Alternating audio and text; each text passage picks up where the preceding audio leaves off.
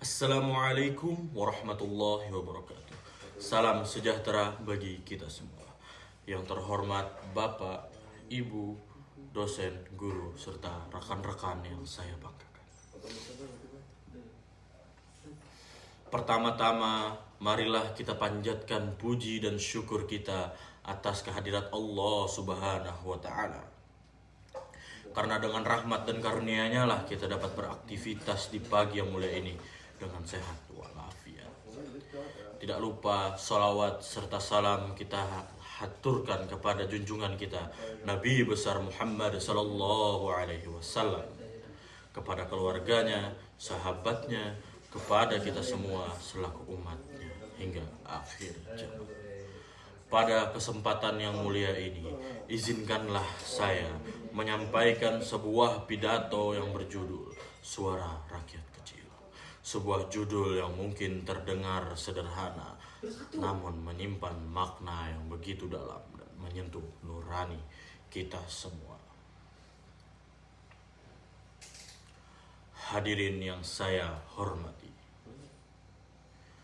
di negeri ini ada sebuah kelompok yang selalu hadir dalam setiap sudut kehidupan, namun seringkali tak didengar suaranya.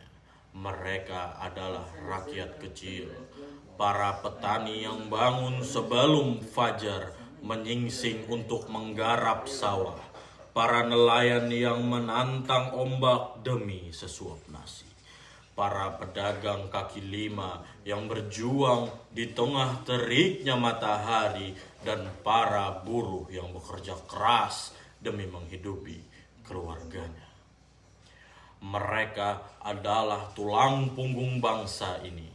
Namun ironisnya, mereka kerap menjadi kelompok yang paling sering dilupakan. Saudara-saudara sekalian, kita sering mendengar kata keadilan dan kemakmuran terucap dari bibir para pemimpin. Kata-kata itu terdengar indah, terasa megah, namun bagi rakyat kecil, kata-kata itu masih sebatas angan-angan. Masih ada anak-anak di pelosok negeri yang berjalan berkilo-kilometer hanya untuk bisa sampai di sekolah. Masih ada ibu-ibu yang harus memilih antara membeli beras atau membayar biaya berobat. Masih ada petani yang menangis karena harga panen mereka tak sebanding dengan keringat yang telah mereka curahkan di ladang. Lalu, kemanakah suara mereka pergi? Apakah suara rakyat kecil hanya didengar saat menjelang pesta demokrasi, lalu dilupakan begitu saja setelahnya? Ini adalah pernyataan dan pertanyaan besar yang harus kita renungkan bersama-sama. Karena dalam sejarah peradaban manusia, sebuah bangsa tidak pernah besar jika ia menutup telinga terhadap jeritan rakyat yang paling bawah. Hadirin yang berbahagia, Bung Karno pernah berkata bahwa perjuangan kita lebih berat dari perjuangan melawan penjajah. Sebab perjuangan kita adalah melawan bangsa sendiri yang lalai. Kita harus jujur mengakui bahwa ketimpangan masih nyata terjadi di sekitar kita. Kaya dan miskin ibarat langit dan bumi. Yang kaya semakin mudah mengakses pendidikan terbaik, layanan kesehatan terbaik, dan peluang terbaik. Sementara yang miskin terus berjuang hanya untuk bertahan hidup dari hari ke hari. Namun di balik semua kesulitan itu, saya melihat kekuatan yang luar biasa dari rakyat kecil. Mereka tidak mudah menyerah. Seorang ibu yang berjualan gorengan di pinggir jalan rela bangun pukul 3 pagi demi membiayai sekolah anaknya. Seorang ayah yang bekerja sebagai tukang ojek rela berpanas-panasan seharian demi memberikan masa depan yang lebih baik bagi keluarganya. Ketangguhan mereka adalah cermin dari semangat sejati bangsa Indonesia, semangat pantang menyerah. Rekan-rekan yang saya cintai, maka apa yang bisa kita lakukan sebagai generasi muda yang terdidik? Kita memiliki tanggung jawab moral yang besar. Kita adalah jembatan antara harapan rakyat kecil dan kebijakan yang seharusnya berpihak kepada mereka. Kita harus berani bersuara, bukan hanya untuk diri sendiri, tetapi untuk mereka yang suaranya tidak sampai ke telinga para pengambil keputusan.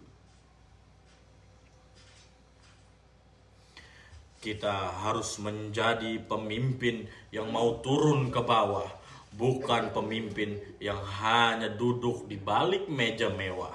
Kita harus menjadi akademisi yang menghasilkan solusi nyata bagi permasalahan masyarakat, bukan sekedar teori yang indah di atas kertas. Dan kita harus menjadi manusia yang peka, yang mau menoleh ke kiri dan ke kanan, melihat saudara-saudara kita yang masih berjuang.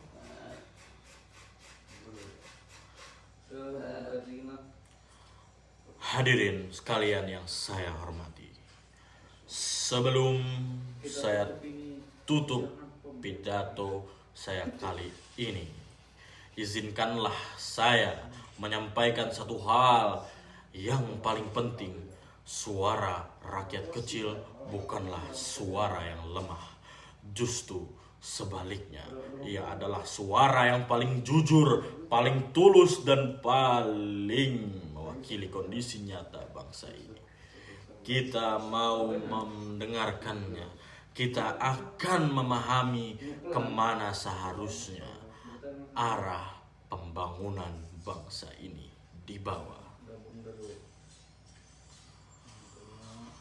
Mari kita jaga kepekaan kita, mari kita jaga rasa empati kita, karena bangsa yang besar adalah bangsa yang tidak pernah meninggalkan rakyat kecilnya. Dan jangan pernah lupa, kita semua berasal dari rakyat, dan sudah selayaknya kita kembali berjuang untuk rakyat. Akhir kata saya ucapkan terima kasih yang sebesar-besarnya atas perhatian dan kesempatan yang telah diberikan. Salah hilap mohon maaf. Assalamualaikum warahmatullahi wabarakatuh.